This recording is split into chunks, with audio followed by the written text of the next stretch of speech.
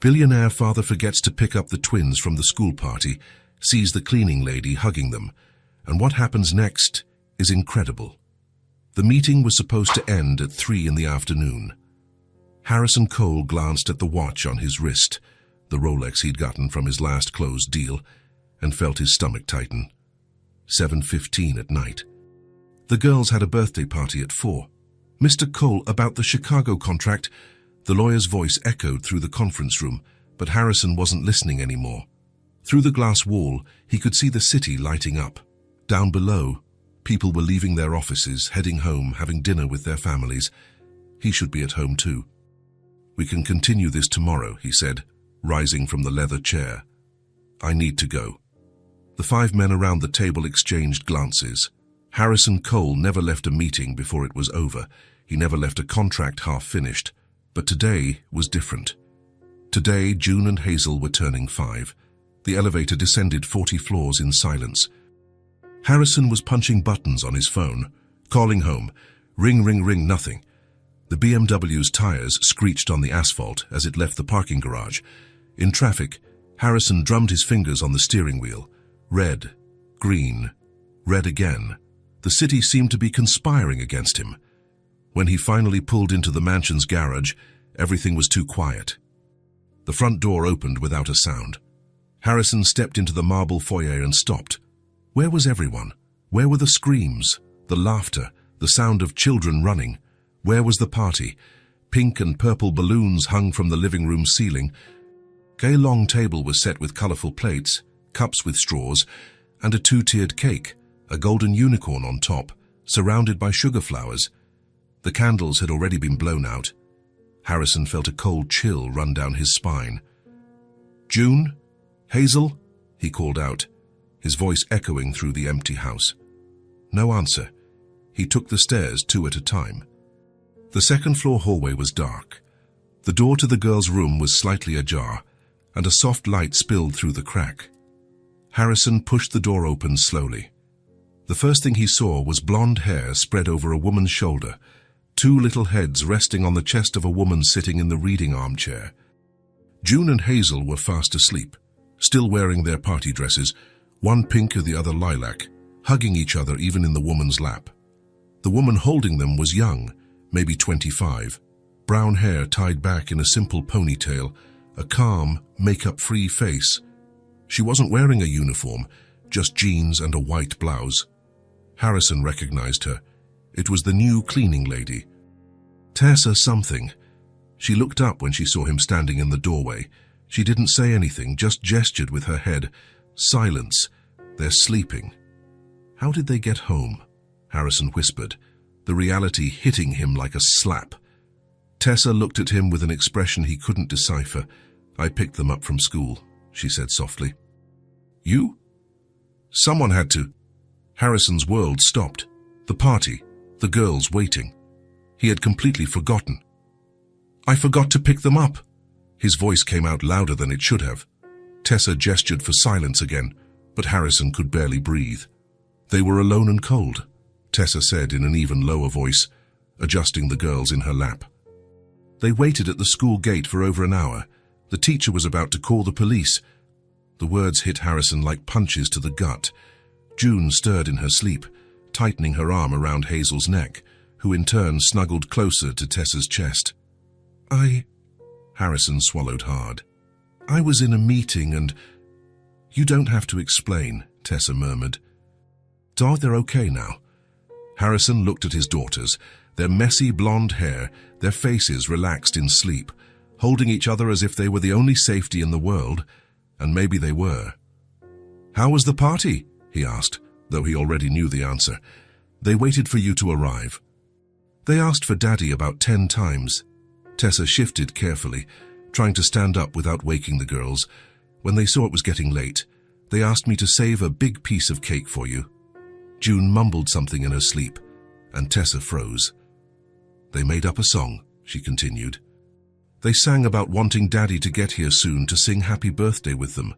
Harrison felt his chest tighten.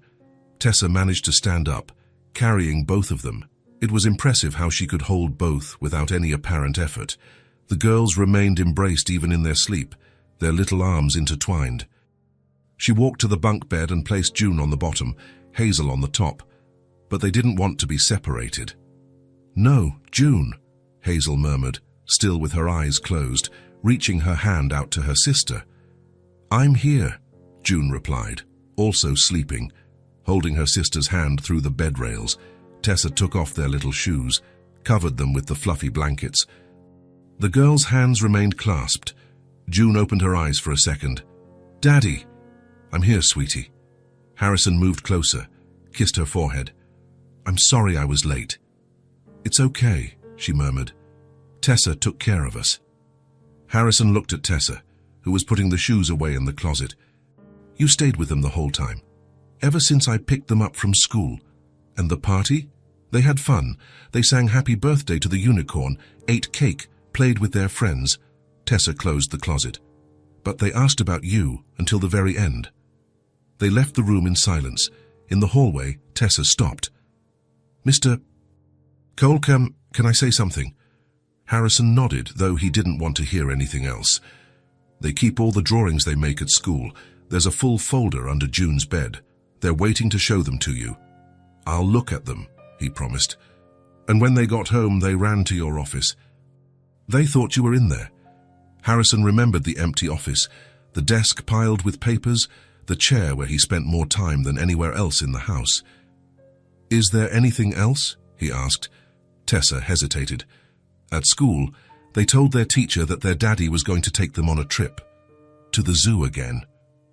Harrison remembered. He had promised that months ago. "Tessa, you don't need to explain anything, Mr. Cole. I know work is important." She went downstairs, picked up her bag from the living room sofa. Harrison followed her. "How much do I owe you? For the whole day, for picking them up, for the extra hours?" "You don't need to pay me extra. I'm fond of them." At the door, Tessa turned one last time. "Mr. Cole, they were worried you wouldn't like the cake. They said they chose the unicorn because they knew Daddy would think it was pretty." The door closed. Harrison stood in the foyer, listening to the silence of the house.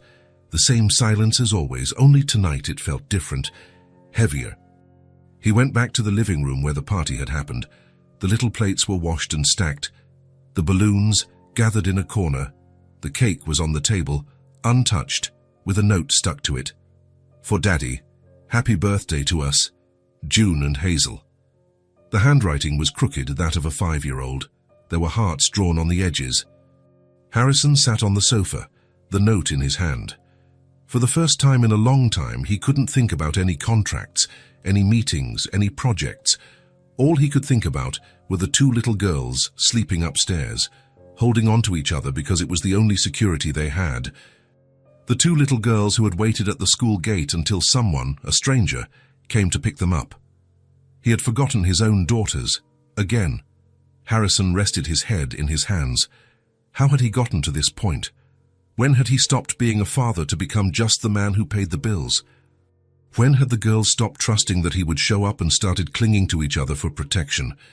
The worst part was how natural Tessa was, the way she had held them both, how she had handled everything, how she had spoken about the girls, as if taking care of them was the most natural thing in the world, and it should be for him too. Harrison went upstairs again, stopping at the door of his daughter's room. June had turned in her bed, but her hand still held Hazel's through the bunk bed rails. The 2 slept holding each other, even while separated, seeking in one another the comfort they couldn't find anywhere else. They looked so small, so alone. And he was missing every single day of their lives. The guilt Harrison felt at that moment was unlike anything he had ever experienced. It wasn't the guilt of a business deal gone wrong or a missed deadline. It was the guilt of a father who had failed so fundamentally that his daughters had to seek safety in each other and in the kindness of a stranger. And for the first time, Harrison Cole wondered if there was still time to change. Harrison woke up at 5 in the morning. Not to his alarm. He hadn't really been able to sleep. The image of the girls hugging in their beds, seeking safety in each other, wouldn't leave his mind. He got up and went to his daughter's room. The door was ajar, as they always left it. June was on the bottom bunk, one arm thrown over the side of the blanket. Hazel on the top was sleeping while hugging her pink teddy bear. They looked so small, So innocent, and he had failed them in a way he didn't even know how to fix. He took a shower, got dressed, and went down to the kitchen. For the first time in years, he wasn't heading straight to his office. Today, he wanted to be there when June and Hazel woke up. He opened the refrigerator and stood in front of it for a few minutes.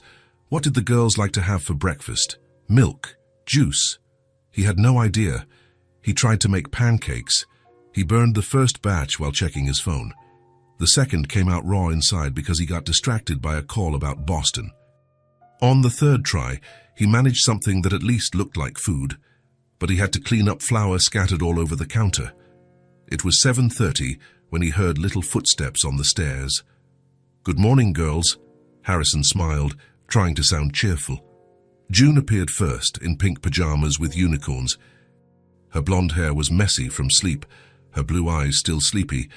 Hazel came right behind, identical to her sister, but in lilac pajamas. They stopped at the kitchen entrance and looked at him as if they were seeing a ghost. "What's Daddy doing here?" June asked, rubbing her eyes.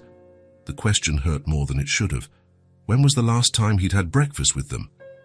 "I made pancakes for you," Harrison said, pointing to the plate on the table.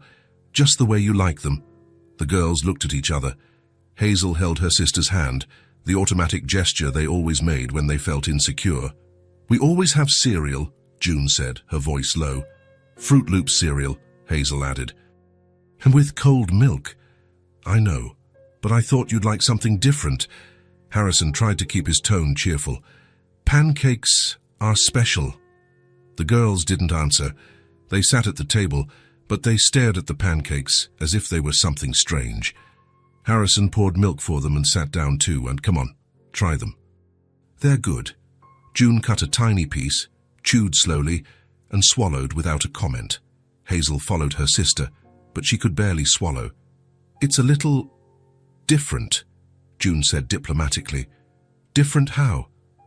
"A little salty." Harrison tried one. It was salty. He had mistaken salt for sugar. "Sorry, girls. I don't cook much." "Tessa makes yummy pancakes," Hazel said. "She puts cinnamon in them." "And she makes them in the shape of a heart," June added, "and she lets us help." Harrison felt a pang of jealousy. Tessa made pancakes with them. She knew they liked cinnamon.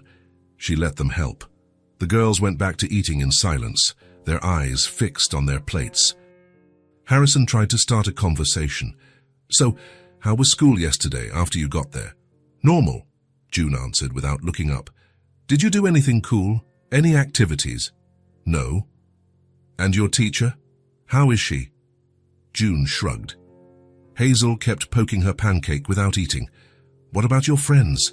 Is Sophia okay? And Miguel?" "Fine," June mumbled.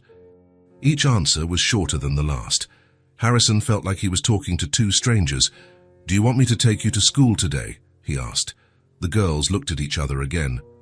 "Aren't you going to work?" Hazel asked. "I am, but I can take you first. And pick us up too." Harrison hesitated. He had an important meeting at 5 in the afternoon. But looking at his daughters, he decided the meeting could wait. "I'll pick you up too." For the first time that morning, the girls smiled, just a little, but they smiled. After breakfast, they went up to their room. Harrison heard them talking softly, whispers that stopped whenever he got close to the door. When they came down, they were in their school uniforms, blue plaid skirts, white blouses, black Mary Janes. Their blonde hair was tied in identical ponytails. In the car, the silence continued. June and Hazel sat in the back seat, looking out the window. Harrison tried to play a song they liked, but neither of them reacted. "Girls," he said when he stopped at a red light. "About yesterday, I'm so sorry, it won't happen again." Hazel shifted her shoulders. June kept looking outside. "I know you were upset, and you have every right to be." Silence. "I brought something for you," Harrison continued, grabbing 2 small boxes from the passenger seat. And to make up for missing the party, he handed them the gifts, 2 expensive imported children's watches, pink. They had soft leather straps and big numbers, the kind of thing he always bought when he felt guilty. June opened the box, looked at the watch and closed it again. "Thank you," she said, without any emotion. Hazel didn't even open her gift. She left the box on her lap, untouched. "You don't like them?" Harrison asked, looking in the rearview mirror. "We don't know how to tell time yet," June said. "The teacher is still teaching us." Of course, they were 5 years old. Harrison felt like a complete idiot. "I can exchange them for something else. What do you want?" "New dolls." "Games?" The girls looked at each other again. Hazel whispered something in her sister's ear. "We just wanted Daddy to come to the party," June finally said, her voice low. The sentence was like a punch to Harrison's stomach. "All the other dads came," Hazel added. "Sophia's dad brought a balloon, and we told everyone that our daddy was going to be here soon," June continued. "But he didn't come." Harrison felt his chest tighten. How many times had they explained to their friends that their dad was on his way? "I know, girls, I know you were sad." "We weren't sad," June said. "We were embarrassed." The words cut deeper than anything Harrison had ever felt. They arrived at the school in silence. Harrison stopped in front of the gate and got out to open the door for the girls. They got out of the car, grabbed their backpacks, and walked toward the entrance without looking back. "Bye, girls," Harrison called out. "Have a great day," June waved without turning around. Hazel pretended she didn't hear. Harrison was about to get back in the car when he saw a familiar figure walking down the sidewalk. Tessa, with a backpack on and a coffee cup in her hand. She waved at him and Harrison waited. "Good morning, Mr. Cole. How are they today?" "A little distant with me," Harrison admitted. "I tried to make pancakes, brought them gifts, but they barely spoke to me." Tessa nodded, as if she already expected that. They get like that when they feel hurt. It's their way of protecting themselves. "And how long does it last?" "It depends," Harrison was about to ask. "Depends on what?" When he saw June and Hazel running across the schoolyard, they had seen Tessa. "Tessa!" June shouted, running with her arms wide open.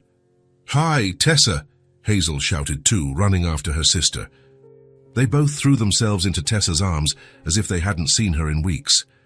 Tight hugs, huge smiles, the excited voices Harrison hadn't heard at breakfast. The transformation was instant. The same girls who had barely spoken to him were now laughing non-stop. "Hi, beautiful girls," Tessa laughed, hugging both of them at once. "How are you? Did you sleep well?" "We did," June said excitedly. "And Daddy made pancakes today, but they were kind of weird. He put salt in them instead of sugar," Hazel added, laughing. "They were salty." "Oh, really? What an adventure." Tessa laughed too. "It happens to everyone. I made a chocolate cake with salt once." "Really?" the girls asked in unison. "Really?" "It was awful. But we learn from our mistakes, right?" Harrison watched the scene from the other side of the fence. In 2 minutes, Tessa had achieved what he couldn't during the entire breakfast, make the girls smile. And more than that, she had turned his mistake into something normal. "Tessa, we made something for you," Hazel said, digging into her backpack. She took out a carefully folded piece of paper. It was a drawing made with crayons. "Look at this." Tessa unfolded the paper. Harrison could see from where he was. 3 figures drawn with childish lines. A girl with yellow hair, June, another girl with yellow hair, Hazel, and a taller woman with brown hair, Tessa. The 3 of them were holding hands, with a bright yellow sun shining above and colorful flowers all around. "That's me, June, and you," Hazel explained, pointing to each figure. "In our family." Harrison felt the ground disappear from under his feet. In the drawing, there were only 3 people. He wasn't there. "How beautiful, girls," Tessa said, genuinely moved. "This is the most beautiful drawing I've ever received in my life. Do you really like it?" June asked anxiously. "I love it. I'm going to keep it forever. Can I put it on my fridge at home?" "You can," they both answered together. "We made another one too," Hazel said, "for you to take home." She took another paper from her backpack. "The same drawing, but with different colors. Now you have 2, June said proudly. 2 drawings of our family," Hazel added. The girls laughed and hugged Tessa again. The school bell rang. "Go on, you're going to be late for class," Tessa said, giving each of them a kiss on the forehead. "I'll see you later." "Are you going to pick us up?" Hazel asked, hopefully. If your daddy lets me." The girls looked at Harrison on the other side of the fence. For the first time since the morning, their eyes held some expectation. Harrison nodded yes. June and Hazel smiled, not at him, but with relief knowing that Tessa would be there later. They ran into the school, waving at Tessa until they disappeared into the building. Tessa walked over to Harrison, who was still standing by his car. "They made these drawings last night," she said, carefully putting the papers in her backpack. "They stayed up late working on them." "I saw," Harrison said, his voice coming out hoarser than usual. "I'm not in the drawing." "No. Is that how they see me? As someone who isn't part of their family?" Tessa adjusted the strap of her backpack on her shoulder. "Mr. Cole, can I be honest?" Harrison nodded, though he didn't want to hear the answer. "Yesterday, when we got home from school, they asked me if I was going to leave too. Like their mother did." The words hit Harrison like a blow to the chest. They think everyone is going to leave. They think whoever cares about them will leave, and whoever stays doesn't really care. Harrison leaned against the car, his legs feeling weak. "How did I get to this point?" "I don't know, Mr. Cole, but I know they're still waiting for you." "That's why yesterday hurt so much." Tessa started to walk away, but Harrison called after her. "Tessa, wait." She turned around. Harrison took out his wallet, pulled out several bills. "For everything you did yesterday, for picking them up, staying at the party, taking care of them." He held out the money. "So I know it's not enough, but..." Tessa looked at the money and then at him. "I don't want it, Mr. Cole.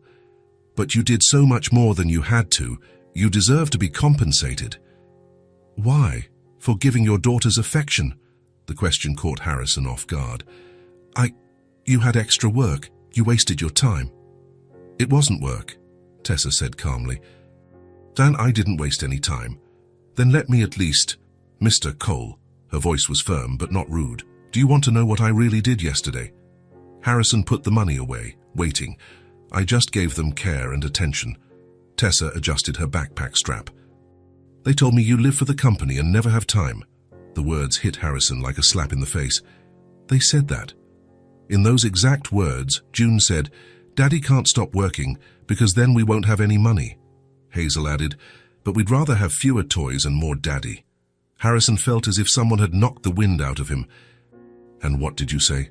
"That maybe their daddy didn't know that sometimes adults think they're doing the right thing, but they forget to ask what the children really want."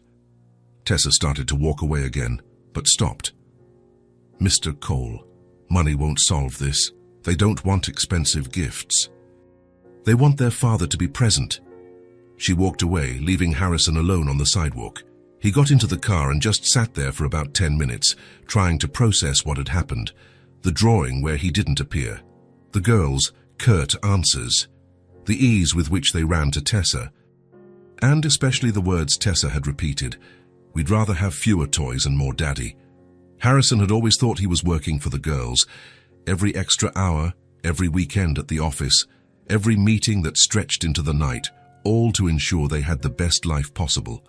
But they didn't want the best life possible. They wanted their father. And he had been so busy building a perfect future for them that he had forgotten to live in the present. His phone rang. Another meeting. Another contract. Another opportunity he couldn't miss. Harrison looked at the phone, and for the first time in years, turned it off without answering. He had more important things to do. He needed to figure out how to be a father to his own daughters again, and he needed to figure it out fast, before it was too late.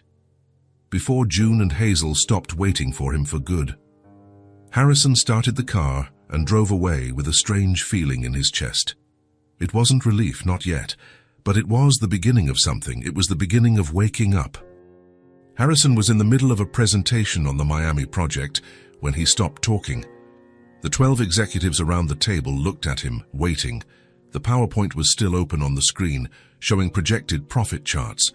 But Harrison couldn't think about numbers anymore. All he could think about was the drawing of 3 people, June, Hazel, and Tessa. He wasn't there. "Mr. Cole," the company lawyer tried to get his attention, "you were talking about the construction costs." Harrison closed his laptop. "The meeting is over." "But sir, we still have to..." It's over. Harrison stood up, grabbed his jacket. Reschedule for next week. Next week? But the deadline. Next week, Harrison repeated, walking out of the room. In the elevator, he called his secretary. Linda, cancel everything on my schedule for today. Everything. Mr. Cole, you have the meeting with the investors at 3i, then cancel everything. And for the next few days, block off 2 to 6 in the afternoon. Every day. May I ask why? Harrison looked at his reflection in the elevator mirror. When was the last time he had left the office before 7 at night? I have more important commitments. 40 minutes later, Harrison was standing in front of the girls' school. It was 2:15 in the afternoon, way too early for school to be out. But he had called the front office and made up a doctor's appointment, the first lie he'd told to get out of work, and he felt good about it. He waited in the courtyard with other mothers and fathers. Some looked at him curiously. Harrison Cole never showed up there during the day. It was always the cleaner who picked up the girls. When the bell rang, Harrison felt a knot of nervousness in his stomach. What if they didn't want to go with him? What if they preferred to wait for Tessa? The doors opened. Children ran out in all directions. June appeared first, as always.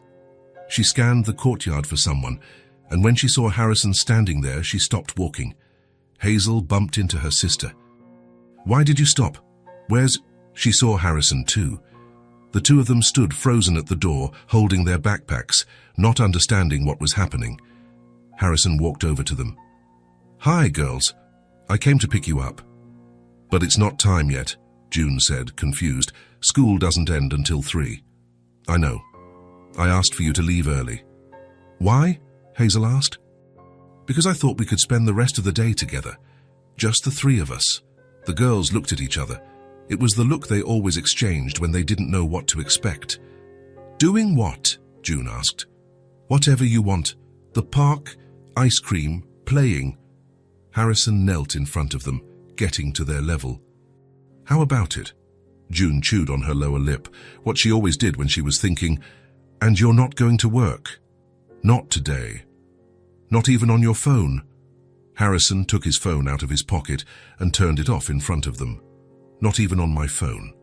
For the first time in days, the girls smiled at him. The park was 10 minutes from the school. Harrison didn't know parks like that still existed, with chain swings, metal slides, and wooden seesaws. Everything was a bit old, but well-maintained. Do you know how to push a swing, Daddy? June asked, running ahead. I think so, Harrison said. It's been a while since I've pushed one out, but I'll try. Tessa pushes really high, Hazel commented. Until we can touch the tree with our feet. Harrison felt that familiar pang of jealousy but tried to ignore it. Then I'll push even higher. June sat on the swing, holding onto the chains. Harrison stood behind her and gave the first push. Harder, Daddy! He pushed harder. June laughed, throwing her head back. My turn, Hazel shouted, running to the swing next to her. For half an hour, Harrison pushed them both on the swings. They laughed every time they went higher, shouted harder when he slowed down, and competed to see who could go further. Harrison couldn't remember the last time he had heard them laugh like that. Daddy, come see, June called from the slide. I can go down upside down. Me too, Hazel shouted, already sliding down on her stomach. Harrison ran over to see. The two of them slid down together, landing in the sand, laughing. Be careful, girls, he said, helping them up. You could get hurt. We always do it like this, June said, brushing sand off her clothes. It's more fun. And Tessa lets you. Tessa slides down with us, Hazel said. She's brave. Harrison looked at the slide. It was high, and it didn't look very safe. Come down with us, Daddy, June begged, pulling his hand. Me? On the slide? It's fun, you'll see. Harrison looked at the slide again. When was the last time he had done something just for fun? Okay, he said, taking off his jacket. But if I break something, you're the ones explaining it to my secretary. The girls laughed and ran to the ladder. Harrison climbed up behind them, feeling ridiculous. A 42-year-old man climbing a park slide. But when he slid down, with June in his lap and Hazel screaming with joy beside him, Harrison understood why they loved it so much. It really was fun. They played for 2 hours, swings, slide, seesaw, the monkey bars. The girls taught Harrison how to play tag, hide and seek behind the trees, and the floor is lava using the park benches. He got dirty, sweaty, and tore his dress shirt on a low branch, and he had more fun than he'd had in years. "Daddy, now ice cream," Hazel said when they finally got tired of playing. There was an ice cream shop across the street, one of those old-fashioned ones, with a glass counter full of different flavors. Can I get 2 scoops?" June asked, pressing her face against the glass. "You can get as many as you want," Harrison said. The girls looked at each other, surprised. "Really? Really?"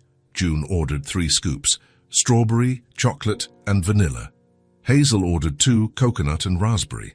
Harrison ordered a coffee, one he hadn't had in years. They sat at a small table on the sidewalk. The sun was starting to set, painting everything orange. "Daddy," June said, licking the ice cream dripping down her cone. "Why do you never play with us?" The question caught Harrison off guard. I work a lot." "But everyone works," Hazel said. "Sophia's dad works and he always comes to pick her up. And Miguel's mom works at a hospital," June added, "but she comes to the school parties." Harrison took a bite of his ice cream, buying time to think of an answer. "You're right," he said finally. "I work too much, and I forget about the important things." "Are we important?" June asked. The question hurt Harrison's chest. "You are the most important things in the world to me." "Then why don't you stay with us?" Harrison looked at the 2 girls, their blonde hair messy from playing so much, their faces smudged with dirt and ice cream, their blue eyes waiting for an honest answer. "Because I'm kind of dumb," he said. "So I thought working a lot was the best way to take care of you. But you taught me that it's not." "We taught you?" Hazel asked, surprised. "Yes, you did. You taught me that you'd rather have your daddy around than have expensive toys." June smiled, the first genuine smile she'd given him in days. "It's true. We get tired of toys. But not of Daddy." Harrison felt his eyes well up. He blinked quickly, trying to hide it. "So from now on, things are going to be different." "How so?" Hazel asked. "I'm going to pick you up from school more often. I'm going to play with you. I'm going to make dinner with you." "Do you know how to cook?" June asked, skeptical. "No," Harrison laughed. "Sure, but you can teach me. And Tessa can help too," Hazel suggested, excitedly. "Yes, she can." They finished their ice cream, talking about things Harrison had never asked before, what their favorite subject in school was, P.E. for June, art for Hazel. What their favorite game was, tag. What kind of pet they wanted, a dog, they both agreed.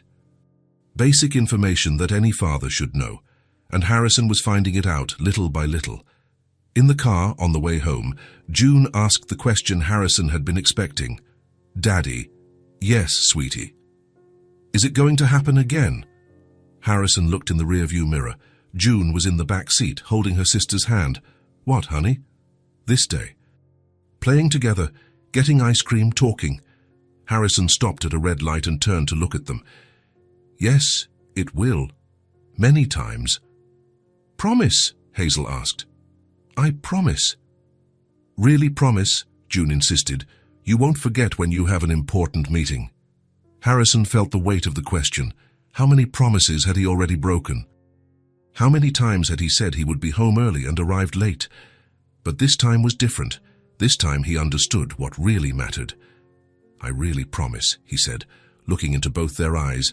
"From now on, you are my most important meeting." The following weeks were unlike anything Harrison had ever experienced. For the first time in years, he left the office at 5:30 in the afternoon every day. He would get in his BMW and drive to the girls' school, always arriving about 10 minutes before the bell rang. At first, June and Hazel still seemed surprised when they saw him there, as if they expected him to disappear at any moment, but slowly they got used to it. And they started running to him too. At home, the routine changed completely. Harrison helped with homework, discovering that June was good at math and Hazel had a knack for writing. He tried to cook dinner, burning a few things in the process, but learning others. The girls became his cooking teachers. "No, Daddy, The pasta goes in like this, June would show him, stirring the boiling water with a wooden spoon. And you have to add salt, Hazel would add, throwing a pinch into the pot. Harrison discovered that cooking with his daughters was more fun than any business meeting. The house, which used to be as quiet as a museum, began to come alive.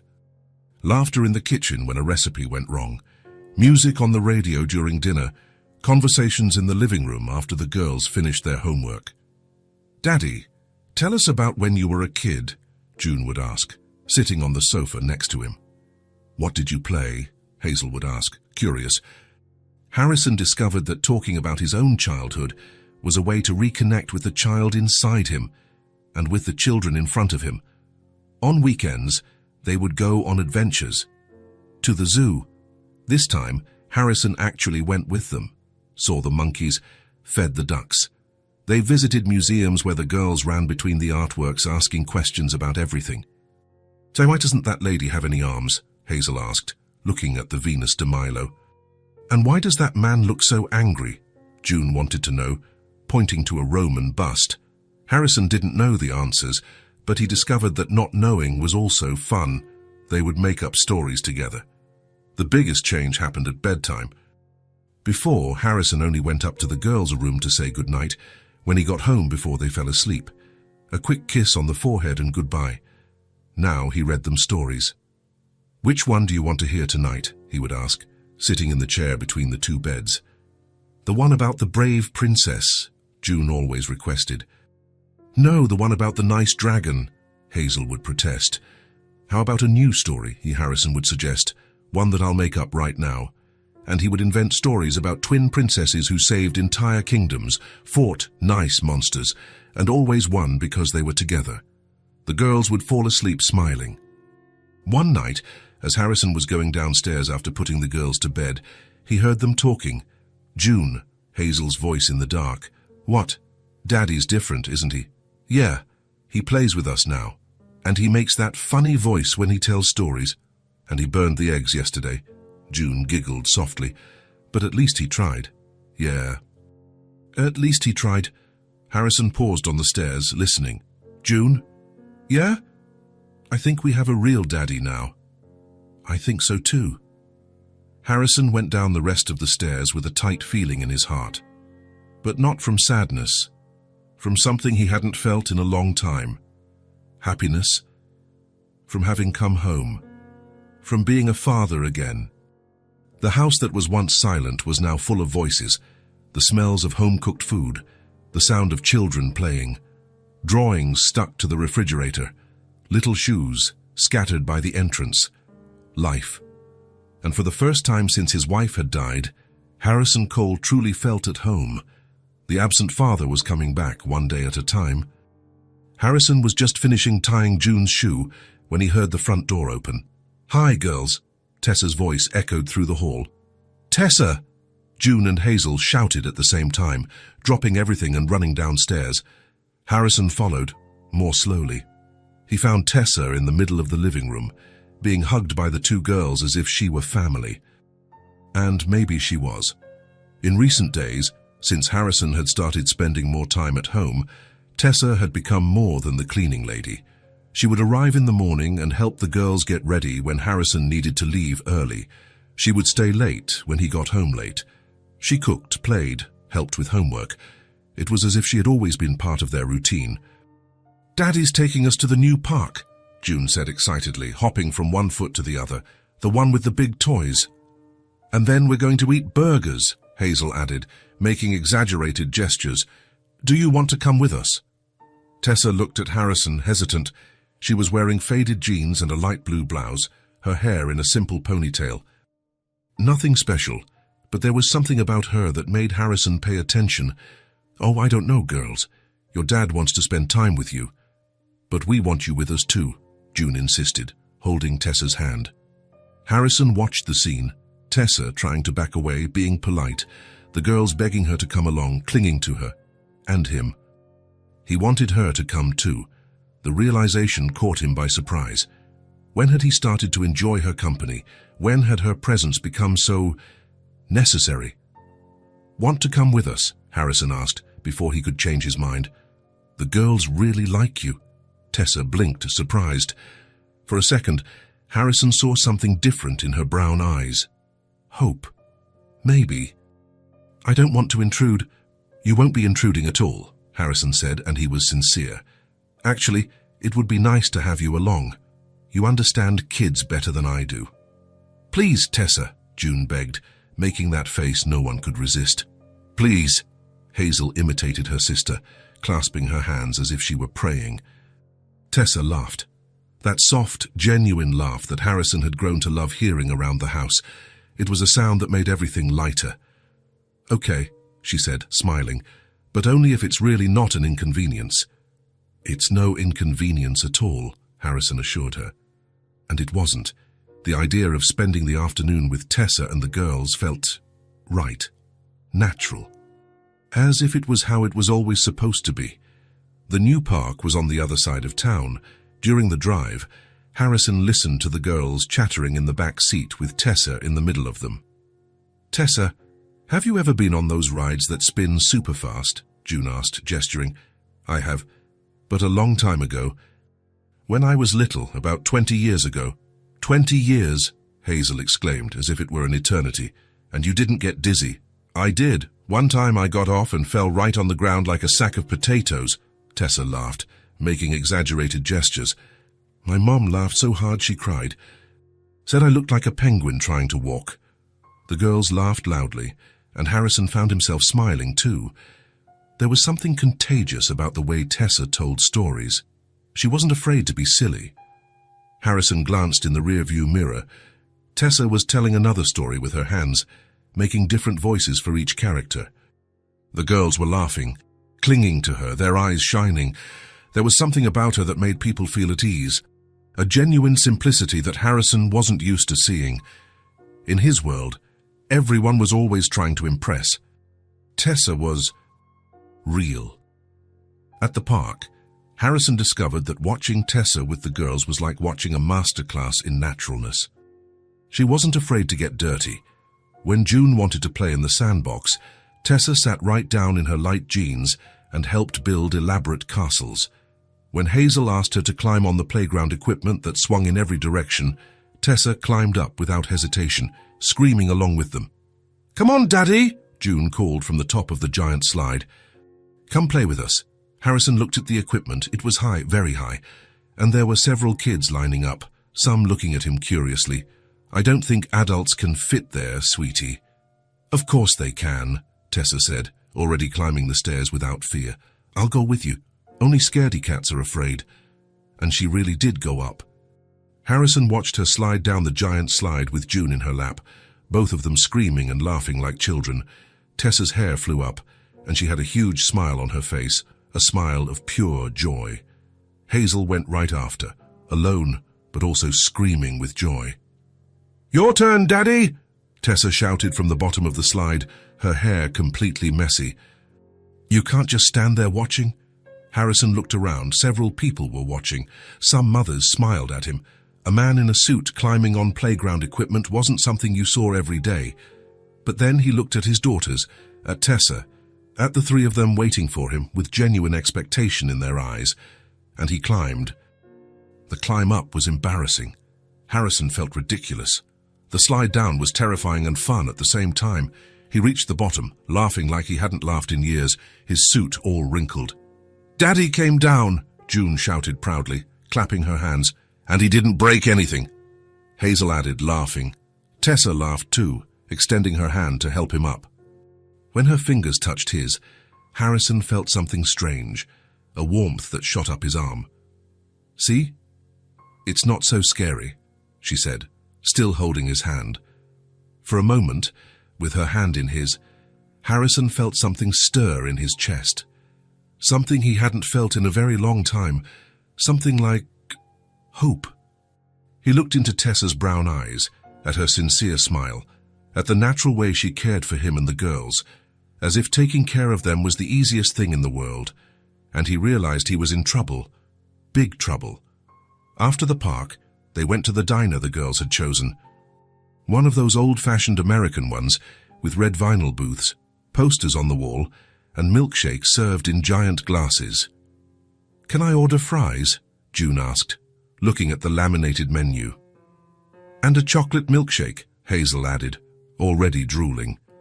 "You can order whatever you want," Harrison said, still a little dazed by his confused feelings. Tessa ordered a simple chicken sandwich and juice. Harrison ordered a hamburger but could barely eat. He was too busy watching how Tessa cut the French fries into smaller pieces so Hazel could eat them better, how she wiped June's mouth when the ketchup dripped, how she laughed at the silly jokes the girls told as if they were the funniest things in the world, how she did all of this effortlessly, naturally, as if taking care of the girls was instinctive for her. "Tessa," June said in the middle of the meal, her mouth full of fries, "why did you never get married?" Harrison almost choked on his soda. "June," he scolded, clearing his throat, "you don't ask that." "It's okay," Tessa laughed, seemingly unbothered. "It's because I never found the right person." "What do you mean, right person?" Hazel asked, curious, stirring her milkshake. "You know when you find someone who makes you feel at home, safe, happy just being near them?" Tessa spoke softly, but Harrison caught every word. The girls shook their heads, not quite understanding. But Harrison understood. Perfectly. And he felt his chest tighten in a way he didn't know if it was good or scary. "What about you, Daddy?" June turned to him, still chewing. "Are you going to get married again?" The question caught Harrison completely off guard. He glanced at Tessa, who turned red and started fiddling with her napkin. I don't know, sweetie. I haven't thought about it." The lie came out naturally. "But if you did, it would have to be with someone nice," Hazel said seriously. "Someone who really likes us. And who knows how to make pancakes," June added practically. "And who isn't afraid to play. And who is really pretty, not just with makeup," Hazel completed. Harrison looked at Tessa, who was getting redder and redder. She was exactly all of that and more. "Yeah," he said softly, his eyes fixed on her. "It would have to be someone very special indeed." On the way back home, the girls fell asleep in the back seat, exhausted from so much playing. Tessa was silent, looking out the window. "Sorry about their questions," Harrison said, breaking the silence. "They're too curious sometimes." "It's no problem. Kids are like that. They ask the questions adults are too afraid to ask. And I'm sorry if we made you uncomfortable. With all that talk about marriage." Tessa turned to him, and Harrison saw something different in her eyes. "Do you feel uncomfortable?" The question was simple, but Harrison felt its weight. "No," he admitted, surprising himself. "Actually, it made me think about things I haven't thought about in a long time." "What kind of things?" Harrison stopped at a red light and looked at her, really looked. About how good it is to have someone who cares, for real. Without expecting anything in return, Tessa didn't answer right away, but she didn't look away either. The light turned green. Harrison started driving again, but something had changed in the car's silence. The air felt thicker. Something had blossomed there, and they both knew it. In the following weeks, Tessa started coming to the house in a completely different way. She was no longer just the cleaning lady who stayed a few hours and left. She would arrive early in the morning and often only leave after dinner, when the girls were already asleep. She helped Harrison in the kitchen, played with the girls in the living room, watched movies with them on the sofa. It was as if she had become part of the family without anyone noticing exactly when it happened. Harrison started to notice little things. How Tessa always knew when June was sad, even when the girl tried to hide it. How she could make Hazel stop a tantrum with just a look and a smile. How she made the house warmer, more alive, just by being there. And he started noticing things about her too. How she hummed softly while cooking, always old songs. How she had a small mark at the corner of her left eye that appeared when she smiled for real, not just out of politeness. How she always tucked a strand of hair behind her ear when she was nervous. How beautiful she was in a simple, real way, without any artifice. A beauty that came from within, from the way she treated people, from how much she cared. One night, after the girls had gone to sleep, Harrison and Tessa were in the kitchen finishing up the dinner dishes. It was a routine they had developed naturally. He dried, she washed. "Tessa," he said, drying a plate. "Now can I ask you something?" Of course. She didn't stop washing the glasses, but he saw her shoulders tense slightly. Why do you do all this? Take care of the girls. Stay here late. Help with everything. She stopped washing the glasses and looked at him. There was something vulnerable in her expression. Because I like it. I like you all. The girls. This house. Her voice was soft. Being a part of something. But it's not your obligation. It's not an obligation. No. It's a choice. She placed the sponge in the sink. I choose to be here. Harrison placed the dish towel on the counter. A choice. I choose to be here. I choose to take care of them. I choose. She hesitated as if the next words were dangerous. I choose to be a part of all this. They stood there, facing each other, with only the sink between them. The silence was heavy with everything they couldn't say. Harrison felt something stir in his chest, something he was sure was dead and buried with his wife, a warmth, a need. Tessa, I know, she said softly, looking away. I know it's weird. I'm just the cleaning lady. You're the boss. It's not that. Then what is it? Harrison took a step forward. Now only the corner of the sink separated them. It's that you're not just the cleaning lady. You haven't been for a long time. Maybe you never were. And what am I? The question hung in the air between them, heavy with possibilities. Harrison looked into her brown eyes at the way she was breathing a little faster. You are, he started, but the words were too big, too complicated, too scary. You are important, he said finally, to me, to the girls, to this house. You made us a real family. Tessa smiled, that small, genuine smile that made the mark appear at the corner of her eye. Thank you. For what? For letting me be a part of all this. For letting me love you all. The word hung in the air. Love. She had said love. That night, after Tessa left, Harrison lay awake in bed thinking, when had he stopped seeing Tessa as an employee and started seeing her as, what? A friend? A partner? Something more. When had her eyes started to make his heart beat faster? When had her smile started to brighten his days? When had the house started to feel empty when she wasn't there? When had he fallen in love? The word scared him and filled him with hope at the same time. In love. Him, Harrison Cole, a practical, rational man who didn't believe in second chances at love. But that's what was happening. Tessa was awakening something in him that he was sure was dead. Something he thought he would never feel again. The ability to love again. To trust again. To imagine a different future. A future with laughter in the kitchen. With someone who knew the names of all the girls' teddy bears. With someone who made him want to be a better man. Harrison looked at the dark ceiling of his room, listening to the silence of the house. But it wasn't the empty silence of before. It was a silence full of possibilities. Full of Tessa humming in the kitchen, full of the girls laughing in the living room, full of a life he didn't know he wanted until she showed up and showed him what it could be.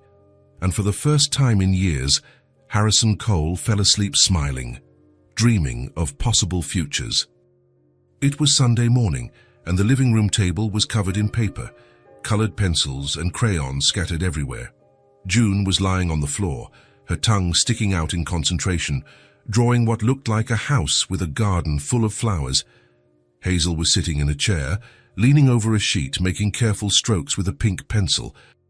Tessa was in the middle of them, also on the floor, helping June choose the right colors for the sky. How about light blue up here and darker down below? Tessa suggested, picking up 2 different shades. Good idea, June said, grabbing the baby blue pencil. That way it looks like a real sky. Harrison was in the kitchen preparing lunch, or trying to. In recent months, he had ventured more into cooking, especially on weekends when Tessa didn't have to work but ended up showing up anyway. She would say she was just checking in on the girls, but she always stayed for lunch, to play, to watch a movie, as if that house were hers too, and maybe it was. He could hear their conversations from the living room as he chopped vegetables, a skill he had recently developed, along with not cutting himself in the process. Tessa, do you think my tree looks good? Hazel asked. It looks beautiful. But how about adding some birds to the branches? I don't know how to draw birds. I'll teach you. Look, you just do it like this. Harrison smiled, listening to Tessa patiently explain how to make birds with small circles and triangles. She had infinite patience with the girls.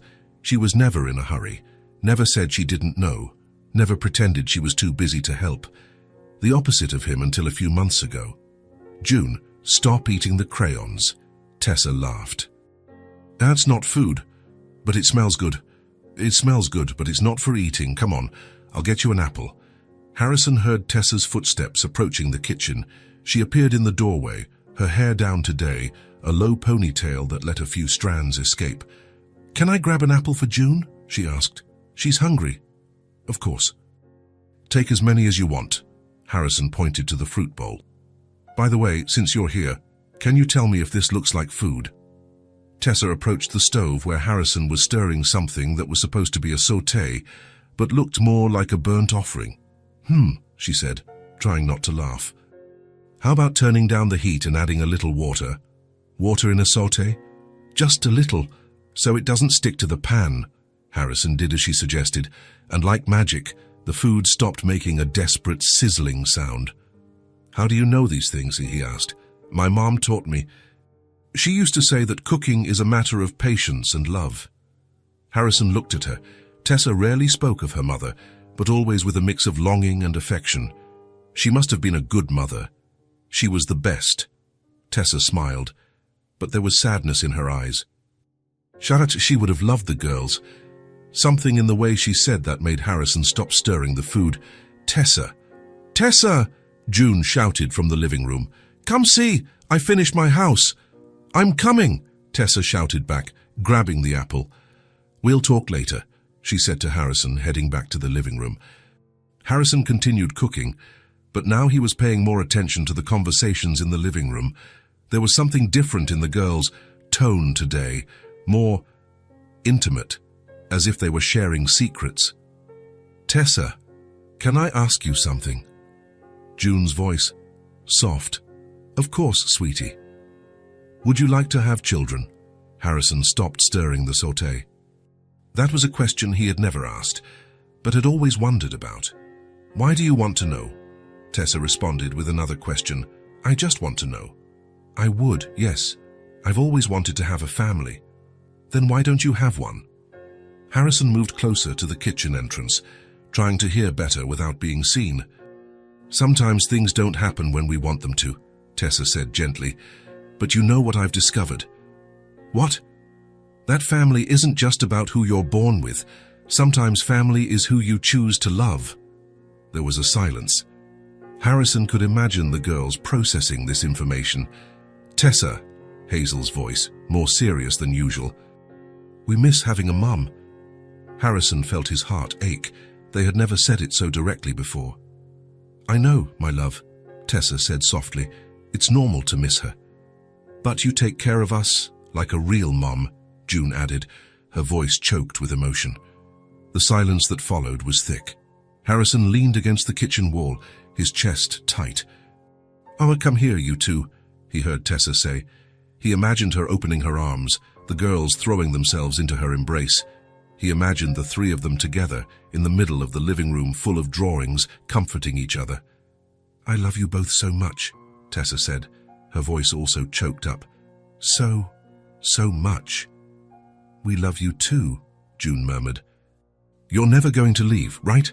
Hazel asked, and Harrison heard the fear in his daughter's voice. Not if you don't want me to. We don't. Ever. Harrison closed his eyes, leaning against the kitchen wall. The tears came without warning, not of sadness, but of something much more complex, relief, gratitude, and a deep understanding that hit him like a lightning bolt. They had already accepted her. June and Hazel weren't just playing family with Tessa. They weren't just having fun with a cool adult who had the patience to play with them. They had chosen her. Just as Tessa had said, family is who you choose to love. And his daughters had chosen Tessa as their mother. The realization hit him with a force that left him breathless. All the times he had seen the girls run to Tessa at school. All the times they had asked if she would be home when they got there. All the drawings where she appeared as part of the family. They weren't waiting for him to decide anything. They had already decided. The question wasn't whether Tessa could be a good stepmother. The question wasn't whether they would accept her into the family. The question was whether he would have the courage to make official what was already happening. Harrison wiped his eyes with the back of his hand and went back to the stove. The sauté was perfect, not burnt or stuck. Maybe he was finally learning to cook. Or maybe he was finally learning other things too. "Daddy," June called him from the living room. "Come see our drawings." "I'm coming," he replied, turning off the heat. When he entered the living room, he found the three of them still hugging on the floor, surrounded by colorful paper. Tessa's eyes were red, but she was smiling. "Look, Daddy," Hazel showed him her drawing. "I drew our family." Harrison took the paper. There they were, the four of them, him, June, Hazel, and Tessa, but this time he was in the drawing, all holding hands, with a huge sun above and hearts flying around. "It's beautiful, sweetie." "And I drew our house," June showed him hers. With a big garden for us to plant flowers." In the drawing, the house had 4 windows, one for each of them. On the front door, there were 4 stick figures, the complete family. Harrison looked at Tessa, who was watching him look at the drawings. There was a silent question in her eyes, a hope she tried to hide, but that he could see clearly. "They're the most beautiful drawings I've ever seen," he said, sitting on the floor beside them. "Can I make one too?" "You can," the girls said in unison. Harrison took a blank sheet of paper and started to draw. He wasn't good at art, but it didn't matter. He drew 4 figures holding hands with a house behind them and a blue sky above. But in the corner of the paper, he wrote something the girls' drawings didn't have, the Cole family. And underneath, in smaller letters, "Complete." When he finished, he showed it to them. "Wow," Tessa sighed. "It's beautiful." "It's our real family," June said, beaming. "Forever," Hazel added. Harrison looked at Tessa over the girls' heads. She was crying again, but smiling too. He understood that he didn't need to say anything, not yet, but the decision was already made. His daughters had chosen, and he was choosing too. The Cole family was, finally, complete. It was a Thursday night, and the house was steeped in that good kind of quiet that only comes after a full day. June and Hazel had played in the yard until they were exhausted, eaten spaghetti with tomato sauce, Harrison's latest specialty, and watched a Disney movie in the living room. Now they were both fast asleep on the big sofa, leaning against each other, covered with the crochet blanket Tessa had brought from her home a few weeks ago. Harrison was in the armchair next to them, reading some work reports, but actually watching his daughters sleep more than paying attention to the numbers on the tablet screen. Tessa was at the other end of the sofa, with the girl's legs on her lap, holding a cup of chamomile tea in her hands. She was wearing a grey wool sweater and jeans, simple clothes that somehow made her even more beautiful in Harrison's eyes. The silence between them was comfortable. They didn't need to talk all the time. In recent months, they had developed this quiet intimacy of people who feel at home in each other's company. "Tired they're growing up so fast," Tessa murmured softly, adjusting the blanket over Hazel. "It feels like just yesterday they were those scared little girls I found crying at their birthday party." Harrison smiled, closing the tablet. "You changed them. You changed us." "I think you all changed me," Tessa said, taking a sip of her tea. "Size, I don't even remember what my life was like before you." There was something different in her tone of voice tonight, a melancholy that Harrison wasn't used to hearing. "Tessa, is everything okay?" She was silent for a moment, looking at the sleeping girls. "It's been 3 years today," she said finally. 3 years since what?" "Since my mum died." Harrison felt his chest tighten. Tessa rarely spoke about her mother, but always with great affection. He knew they had been very close, but he had never asked for details about how she had died.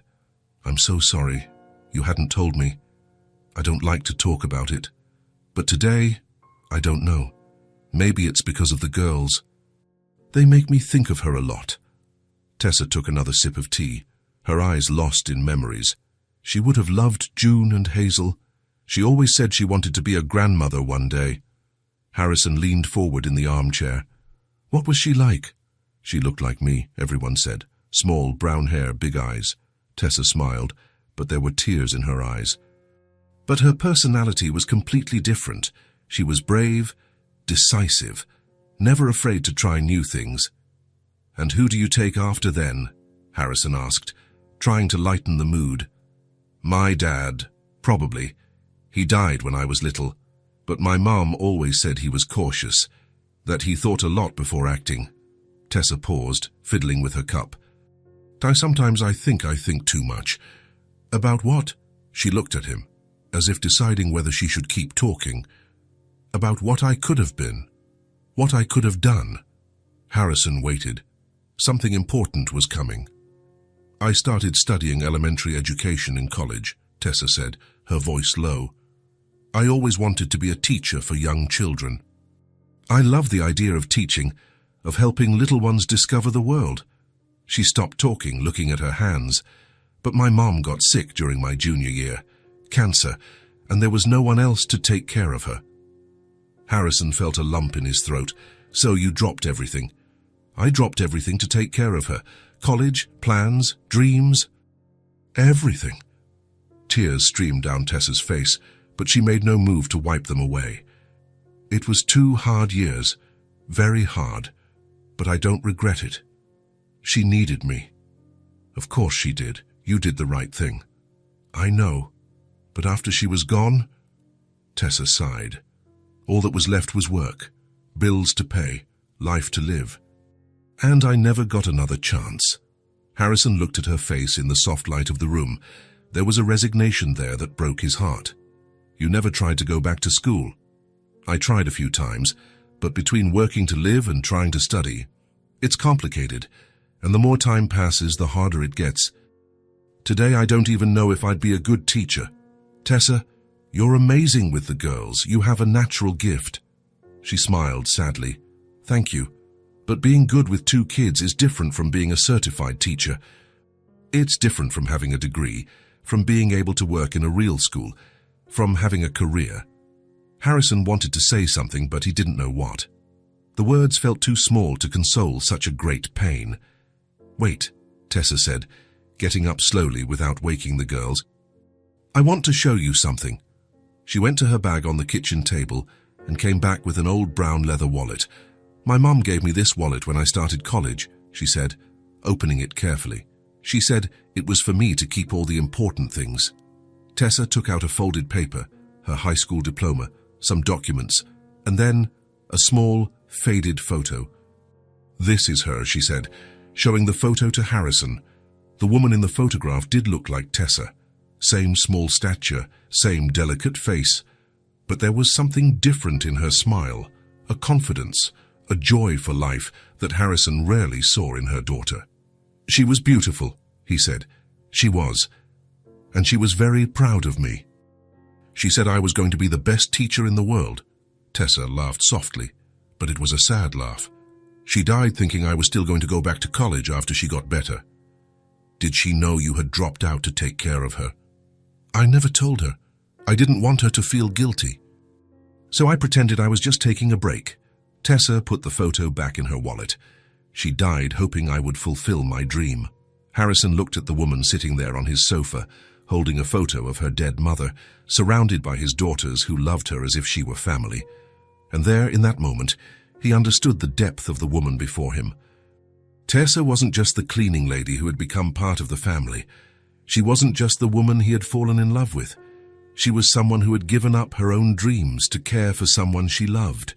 Someone who had sacrificed her own future without a second thought. Someone who had carried a silent pain for years, but who still managed to smile, play, love. She was an extraordinary woman who didn't even know her own strength. Harrison lay awake all night thinking about their conversation. The next morning, as soon as the girls left for school, he made a few calls. He spoke with his secretary, cancelled 2 meetings, and left the house with a mission. It took him 3 days to get all the information he needed. 2 more to handle the paperwork, and when everything was set, he waited for the right moment. It was a Monday afternoon. The girls were doing their homework at the kitchen table, and Tessa was helping June with math. Harrison came home from work earlier than usual, with a white envelope in his hand. "Tessa," he said, "but can I talk to you?" She looked at him. surprised by his serious tone. "Of course, what is it?" Harrison took a deep breath. "It's a scholarship for you to go back to school. Flexible hours, everything taken care of. You've given so much to us. Now it's your turn." The silence that followed was total. Even the girls stopped doing their homework to look. Tessa took the envelope with trembling hands. She opened it slowly, read the paper once, twice, 3 times. "Harrison, is this real?" "It's real.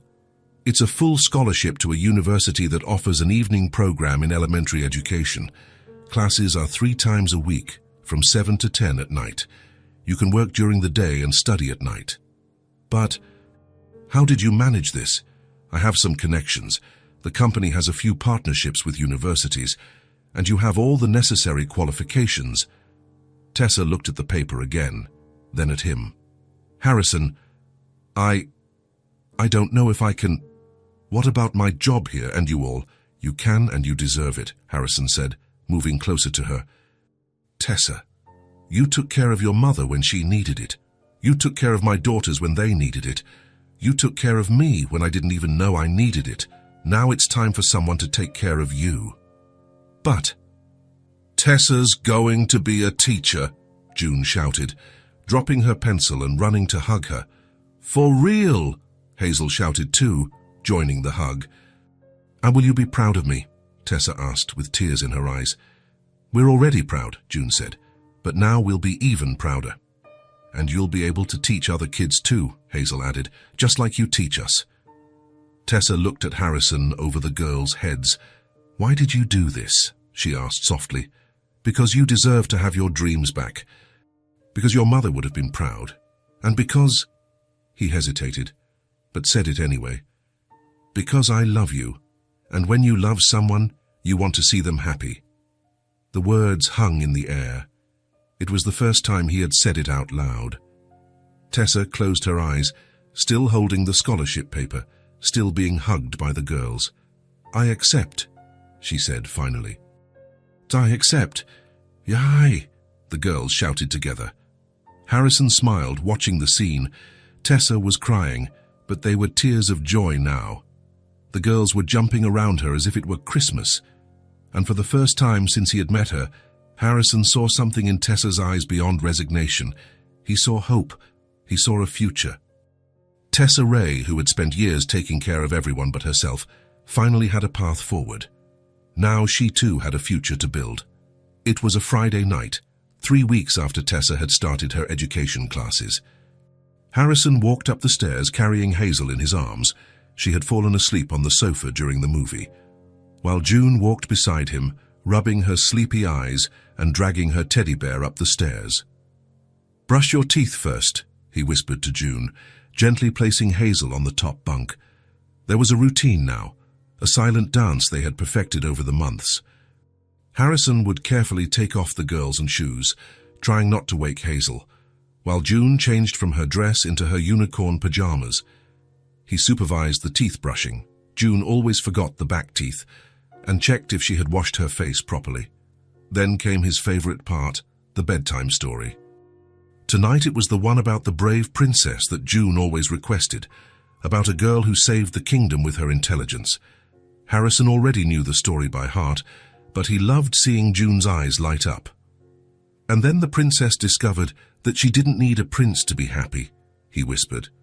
"Just like us," June murmured, already half asleep.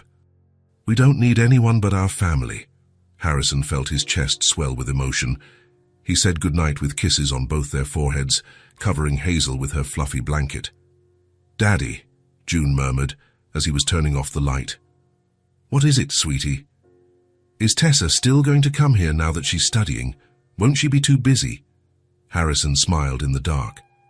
The girls had asked this question several times in the past few weeks, always afraid that the people they love would leave. "Yes, she will. She's still working here during the day and studying at night, and she's with us on the weekends." "And when she becomes a teacher, will she still live close by?" "Yes, she will." "Actually," Harrison hesitated but decided to be honest, "I'm thinking of asking her to live here with us forever." June's eyes opened in the dark. Really, Daddy? Really?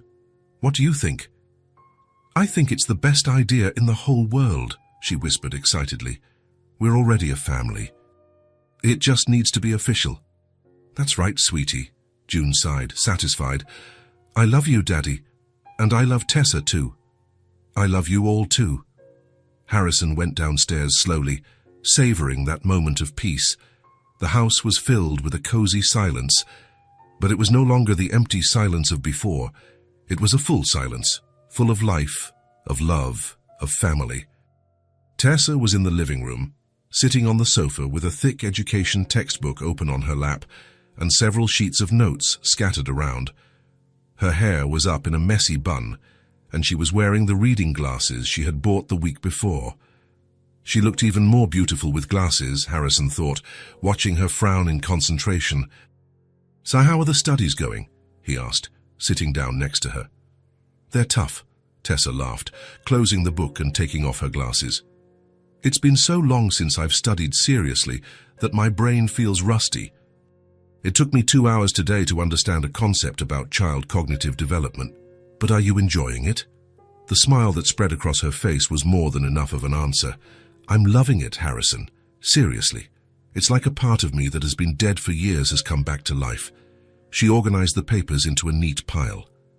Every class is a new discovery. Every theory makes me think of the girls, of how I can be better with them. Tessa paused, looking at her hands.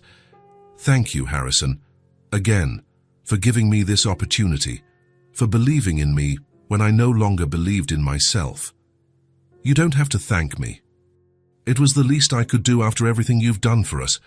It wasn't the least, she said, looking directly at him. It was extraordinary. You've completely changed my life. Tessa was silent for a moment, nervously fiddling with her pen, a habit Harrison had learned to recognize. Sometimes I still can't believe all of this is happening. College, this family, you... She paused. It feels like a dream. I'm afraid I'll wake up and find out none of it is real. Harrison watched her delicate profile in the soft light of the room. Tessa was different since she had started studying. There was a renewed energy in her, a growing confidence that wasn't there before. Tessa, he said, his voice more serious. Yes, can I talk to you about something important? She turned completely towards him, a little worried by his solemn tone. Of course, what is it? Harrison took a deep breath. He had rehearsed this conversation in his head for weeks, but now the words seemed too small. It's time for us to move forward, he began. Tessa blinked, confused. What do you mean? Move forward to where? The two of us. This situation we've created, this invisible line we've been pretending exists. It's time to talk about it for real. The silence that followed was tense. Tessa placed her pen on the sofa and waited.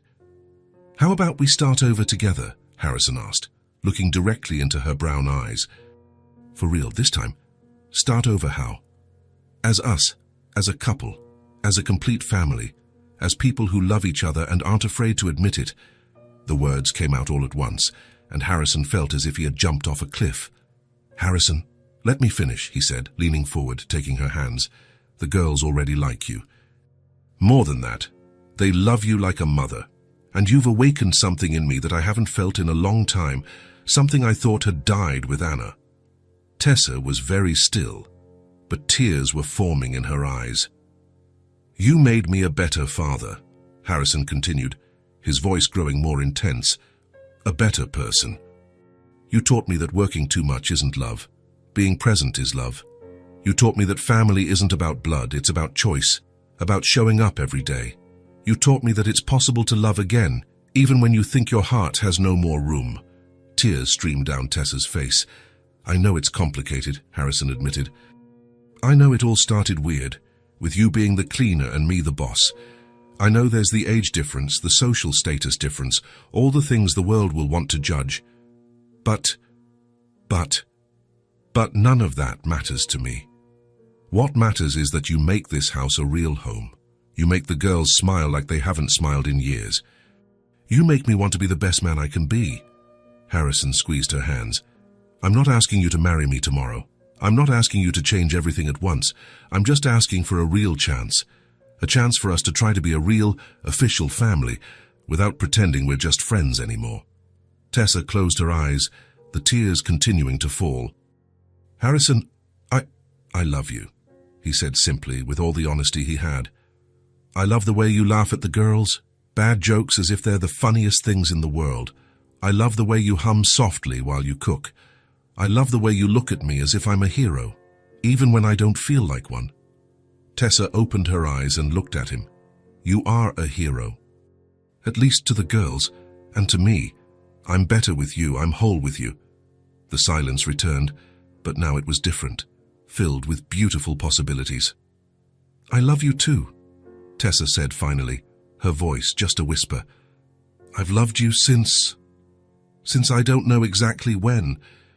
Maybe since that first day at the park, when you went down the slide just to make the girls laugh. Harrison smiled, remembering. So, will you try? Will you build this with me? Yes, she said, more tears streaming down her face, but now they were tears of joy. Yes, let's try. Let's start over together for real. They sat there for a long moment, hands intertwined, looking at each other. Harrison wanted to kiss her, but something held him back. It wasn't the time yet. There was plenty of time for that. For now, the understanding was enough. The choice. The conscious decision that they would build this together. Slowly. With love. The girls are going to be ecstatic when they find out, Tessa laughed softly. They already know, I think. They were just waiting for us to figure it out. Kids are smart like that, more honest than adults.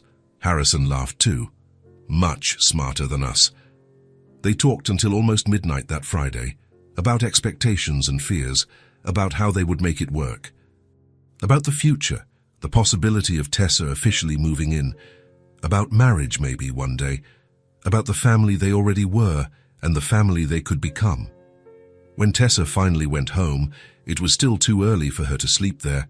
Harrison stayed up a little longer, looking out the living room window. Outside, the city slept under a starry sky. But inside his house, something new was officially being born. 3 weeks later, on a sunny Saturday morning, Harrison was having coffee when Hazel came running down the stairs, still in her pajamas. "Daddy, Daddy, I made a new drawing," she shouted, nearly tripping on the stairs. She was holding a sheet of white paper, her blue eyes shining with excitement. "Here's, let me see, sweetie." Hazel proudly held out the drawing. It was similar to the others, but there was something different. 4 figures holding hands. Her, June, Tessa, and Harrison, all with huge smiles drawn on their faces. But this time, there were more details. A big house behind them, colorful flowers, and in the top corner, a giant yellow sun, also smiling. "How beautiful, Hazel, tell me about it." "Our family," she said, as if it were obvious. "Now we're a real family, not just a pretend one." Just then, Tessa came in through the back door. She had arrived early to help with weekend breakfast. June came down the stairs too, still in her pajamas, rubbing her eyes. "Tessa, look at my drawing," Hazel shouted, running to show her. Tessa took the paper and examined it carefully, that small, genuine smile spreading across her face until it was radiant. "It's perfect, my love, the most beautiful one I've ever seen." "Now we're a family," Hazel repeated, clinging to Tessa's waist. "We've always been a family," June said, joining the hug. "It's just official now. Daddy and Tessa already talked about it." Harrison approached the 3 women in his life, looking at the drawing over the girls' heads, feeling his heart overflow. "The complete Cole family," he said softly. Tessa looked at him over the blonde heads, and Harrison saw everything he needed to see in her brown eyes. Unconditional love, deep gratitude, bright hope, a future full of possibilities. He reached out his hand and she intertwined her fingers with his without hesitation. "We always were," he said softly, just for her to hear. "We just didn't know it." Tessa smiled, not that small, careful smile from before, but a full, radiant smile, full of pure joy. "Now we know." Harrison looked around the sunny kitchen. June was clinging to Tessa's leg, already asking to help make Saturday pancakes. Hazel was proudly sticking the new drawing on the fridge next to all the others. Tessa was laughing at something June had said, her loose hair falling over her shoulders. The house was completely full of happy voices, spontaneous laughter, vibrant life, full of unconditional love. Harrison Cole had lost a wife too young and had almost lost his daughters too, drowning in work and loneliness. But he had found something he didn't know he was looking for. He had found a real second chance, a new family built on conscious choices, a new, mature and deep love. He had found Tessa Ray, and together, with patience and care, they had built something beautiful and lasting, a family that chose to love each other every day, a family born not of chance or blood, but of constant care, of invested time, of the daily decision to show up, to be present, to love without reservations. It was an imperfect, patched-up family